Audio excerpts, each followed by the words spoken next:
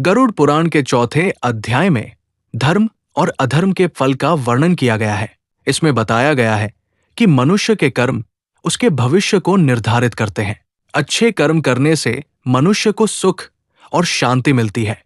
बुरे कर्म करने से उसे दुख और कष्ट सहने पड़ते हैं। भगवान ने संसार में कर्म का नियम बनाया है। कोई भी व्यक्ति अपने कर्मों से बच नहीं सकता।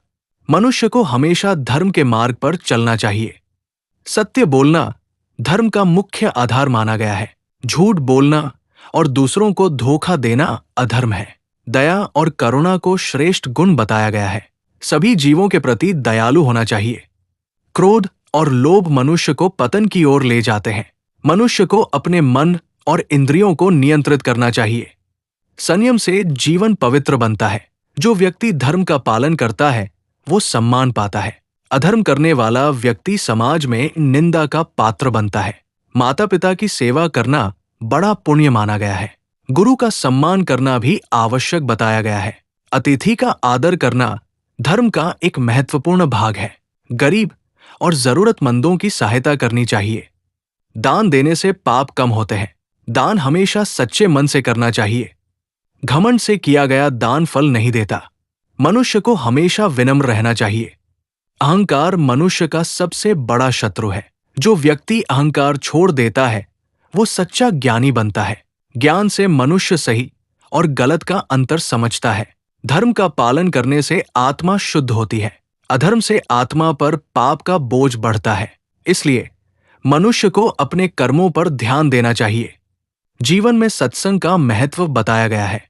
अच्छे लोगों की संगति से अच्छे विचार आते हैं।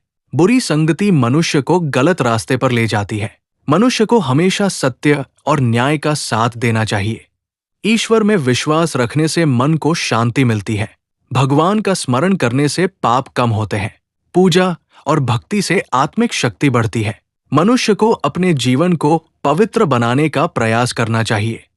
दूसरों को कष्ट देना पाप माना गया है। क्षमा करना एक महान गुण है। जो व्यक्ति क्षमा करता है वो महान बनता है। लोभ और मोह से दूर रहना चाहिए। संतोष को सबसे बड़ा धन बताया गया है। जो व्यक्ति संतोषी होता है वो सुखी रहता है। धर्म के मार्ग पर चलने से जीवन सफल होता है। अधर्म से अंत में दुख ही प्राप्त होता है।